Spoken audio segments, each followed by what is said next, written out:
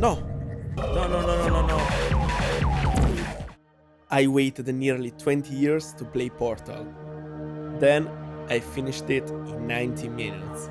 And somehow, in less time than some games spending explaining their crafting system, Portal taught me an entirely new way of moving, made me feel intelligent, immediately proved that I wasn't, and then introduced one of gaming's most memorable villains. So, the obvious question is, what exactly was I waiting for? I love video games. I finished games like God of War, Red Dead Redemption 2, Resident Evil, and The Last of Us. But those are the exceptions. You know, my normal relationship with the games looks something more like this.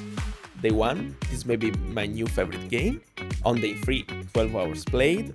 And on day 7, I mean, it's alright, like, overrated as fuck in my opinion. I mean, I don't normally abandon games because they're bad.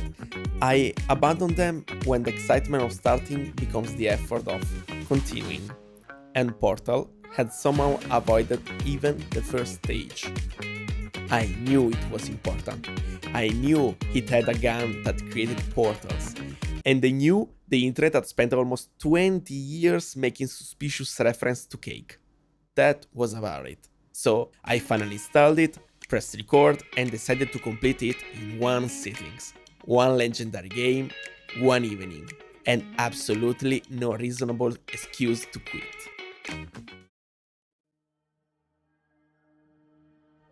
Portal begins by placing you inside a glass box and refusing to explain much of anything. There's no cinematic history lesson, no enormous control diagram, no character explaining the ancient prophecy of the portal gun. There's just a room, a door, and a hole in reality. And within seconds, the game has taught you its fundamental role.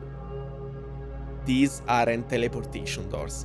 Both sides continue to exist at the same time, so you can see yourself through them, you can move objects through them, and eventually, you can use them to completely destroy your understanding of which direction you're currently falling. Portal introduces one idea at a time. First, walk through a portal, then move a cube, then use a button, then redirect energy. Each room looks like a puzzle, but is secretly also a lesson. The game teaches you a mechanic, lets you prove that you understand it, and immediately gives you a slightly more dangerous reason to use it again.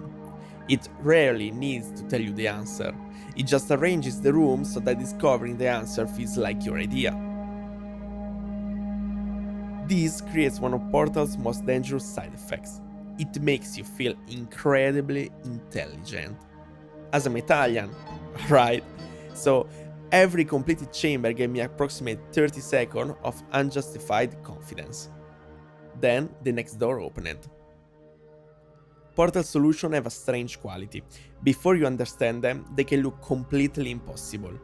3 seconds after solving them, they look so obvious that you become embarrassed for the person you were 3 seconds earlier. I only died a couple of times, which either means I adapted quickly, or that Portal was being extremely patient with me.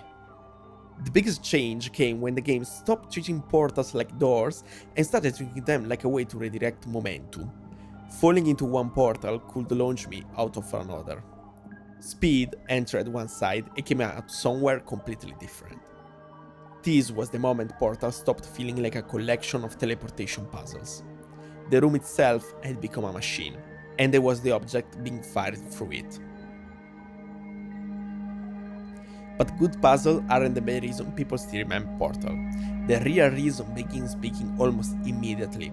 Portal will open in 3, 2, 1. Damn. Okay. Oh. GLaDOS initially sounded like part of the building. Calm, clinical, helpful enough to be trusted, but strange enough that trusting her never feels entirely comfortable. At first, her comments are just background noise. Then they become passive-aggressive, then openly insulting, then increasingly specific about the many ways this test may kill you. Portal could have delivered all of its instruction through text on the wall. Instead, the tutorial has a personality, and that personality slowly begins to feel like the only other living thing in the building. The rooms are perfectly clean. The voice is perfectly controlled, but neither feels safe. The more GLaDOS insists that everything is normal, the more Portal invites you to look for evidence that it isn't. And once I start looking, the test chamber stops feeling empty. They started feeling watched. What is this? Portal then introduced small, polite machines with soft voices and automatic weapons. The turrets apologize, they search for you, they sound disappointed when they lose you, and then they fill the room with bullets. This contrast became Portal's entire sense of humor. Everything dangerous is expressed as friendly, everything friendly is disposable, which brings us to the weighted companion cube. The Hello? vital apparatus vent will deliver a weighted companion cube in 3, 2, 1. This weighted companion cube will accompany you through the test chamber. Please take care of it. Alright. It is a box with a heart painted on it. This is the complete extent of our relationship. And yet, the moment GLaDOS suggested I might become emotionally attached to it, the game had already made me that attachment real. The cube followed me through the chamber. It protected me. It helped me solve the puzzle. And then the game asked me to throw it into fire. And unfortunately, must be euthanized. Please No. escort your companion cube to the No, Aperture no, I Science can't do Emergency it. Intelligence Incinerator. I tried, honestly, to not do it, okay, with a camera, as you can see, but it didn't work. Portal had somehow created an emotional betrayal involving an object that had never moved or spoken. More importantly, it had quietly taught me how the incinerator worked. That would matter later. Until this point, Portal had a clear structure.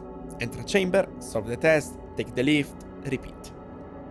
Then, GLaDOS attempted to reward my cooperation by gently lowering me into an incinerator. And this is where the game becomes something else. The clean white room disappears. The number and test disappear. For the first time, I'm no longer solving the problem Portal officially gave me. I'm finding an incorrect solution to the entire facility. I'm climbing behind the walls, crawling through maintenance shafts, using Portal surfaces that were never presented as part of the test. And the same building that had felt sterile and controlled suddenly revealed an enormous industrial machine hiding behind the panels. The mechanics hadn't changed. My relationship with them had. For the first hour, the portal gun was a testing device. Now it was an escape tool, and GLaDOS noticed. The calm instructional voice becomes defensive, then irritated, then increasingly desperate. The machine that had controlled every part of the experience was losing control of the player. And because Portal had spent the entire game teaching me to obey its visual language, escaping through spaces that looked forbidden felt genuinely rebellious. The final stretch doesn't suddenly introduce a completely different combat system. It brings back everything Portal already taught me. Redirect an attack, use momentum, look through Portal before moving, understand the room, use the incinerator. Portal Final Confrontation isn't a text of reflexes, as much as a final examination of its own language. And after spending the entire game listening to GLaDOS without seeing her, finally entering this room felt strange. She wasn't a voice in the building anymore. She was the building. The fight itself is almost a summary of the entire game. Something falls from GLaDOS. I have to understand what it is, work out where it belongs, manipulate the environment, and throw another supposedly important object into the same kind of fire used for the companion cube. Every lesson had a payoff. Every simple mechanic had been preparing me for a situation that no longer looked anything like a test chamber. And just as the game appeared to be reaching a fairly conventional ending, it became Portal again. I honestly expected the credits. I did not expect the artificial intelligence I had just attempted to destroy to perform a passive-aggressive musical evaluation of our relationship. I'm making a note here, huge success. Amazing. I loved it. Amazing. The ending somehow manages to be funny, threatening, and strangely affectionate at the same time. GLaDOS spent the entire game becoming progressively less machine-like. Then, after everything is over, a song gives her personality in 3 minutes that many characters receive across an entire franchise. And that was the moment I fully understood Portal. The puzzles are excellent, the portals are brilliant, but the reason this game stayed culturally relevant for so long is that it knew exactly how to turn one mechanic and one voice into an identity. Portal's greatest achievement may not be the portal gun, it may be restraint.